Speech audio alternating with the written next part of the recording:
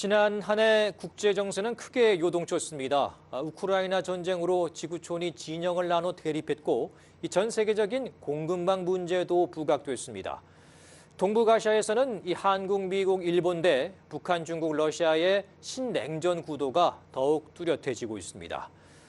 미중 간 패권 경쟁 속에 우리나라는 선택의 갈림길에도 서고 있습니다. 올해 우리 외교의 가늠자가 될 미국, 중국, 일본과의 관계를 전망해 봅니다. 신지혜, 이세연, 김지선 기자가 차례로 전해드리겠습니다. 지난해 5월 한미는 윤석열 대통령 취임 열흘 만에 정상회담을 전격 개최했습니다. 양국은 글로벌, 포괄적 전략 동맹으로 더 밀착했습니다. 안보와 경제 등 다방면에서 한국은 미국 주도 국제 질서에 적극 동참했습니다. The cooperation between the Republic of Korea and the United States is vital to our shared strategic progress.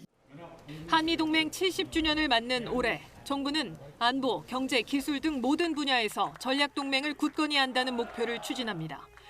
윤 대통령이 상반기에 워싱턴을 방문할 거란 전망도 나옵니다. 북한의 도발에 맞서 대규모 한미 연합 훈련도 다수 예고돼 있습니다. 하지만 이렇게 단단해진 한미 관계에도 우려되는 대목이 있습니다. 미국의 자국 우선주의가 점점 더 강화되고 중국의 견제에 동참하라는 미국의 압박이 더 거세질 수 있습니다. 한국 산업계는 미국 투자를 대거 늘렸으면서도 한국산 전기차가 차별받는 인플레이션 감축법을 경험했습니다. 필요할 때는 우리의 목소리를 분명하게 미국에 요구하는 것이 우리의 이익을 위해서도 맞고 미국도 그것이 근본적인 한미동맹의 훼손이라거나 양국 관계가 큰 문제가 빠질 거라고 그렇게 접근하려고 생각하지 않습니다. 북한의 고강도 도발이 이어지는 상황도 변수입니다. 한미동맹이 강화될수록 북한의 반발과 중국의 견제 커질 수 있습니다. 동맹을 튼튼히 하면서도 국익을 챙기는 묘수가 필요한 때입니다. KBS 뉴스 신지혜입니다. 윤석열 정부 출범은 한중 관계에 큰 변화를 예고했습니다. 미국이 중국 견제를 위해 추진한 각종 국제 질서에 한국은 주도적으로 참여했습니다. 한중 관계의 뇌관인 사드 문제에서는 안보 주권을 내세워 물러서지 않았습니다. 북핵과 미사일 위협에 대한 대응은 자위적 방어 수단이며 우리의 안보 주권 사안임을 분명하게 밝혔습니다. 한중 수교 30주년 기념식은 냉랭한 분위기 속에서 치러졌습니다. 하지만 2021년 기준 중국은 한국의 최대 교역국, 한국은 중국의 3대 교역국입니다. 한중 관계를 소홀히 할 수 없는 이유입니다. 특히 북핵 대응을 위해서도 중국의 협조는 필수입니다. 중국 역시 미국의 견제와 압박이 심해질수록 인접국인 한국과 등지는 건 부담이 큽니다. 中韩是搬不走的近邻，也是分不开的合作伙伴。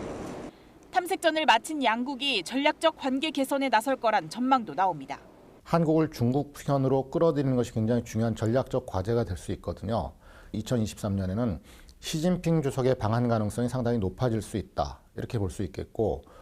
지난해 시동을 건 한한령 해제와 FTA 후속 협상 등은 관계 도약의 계기가 될 수 있습니다. 하지만 긴장이 고조되고 있는 타이완 해협 문제와 북한의 7차 핵실험은 새해 한중 관계의 시험대가 될 것으로 보입니다. KBS 뉴스 이세연입니다.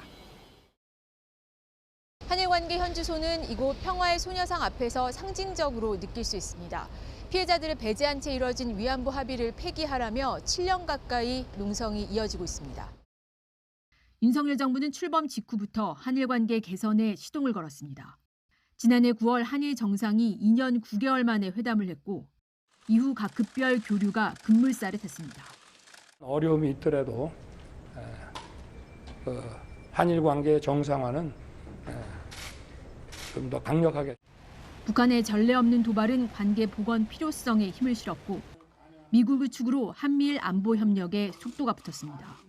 日米間の連携をさらに強化し、毅然と対応していきたいと考えております。 하지만 한일 관계는 산 넘어 산입니다. 강제동원 해법은 아직 나오지 않았고 일본의 수출 규제도 건재합니다.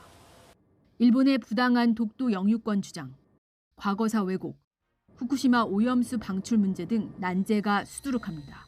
잘못 풀어놓게 되면은 우리 국민들의 대일 불신감이라고 하는 거는 임계점을 넘어갈 가능성이 있고 그거는 이 한일 관계를 불안정화하는 굉장히 이 영속적인 그러한 문제로 작용할 가능성이 있거든요.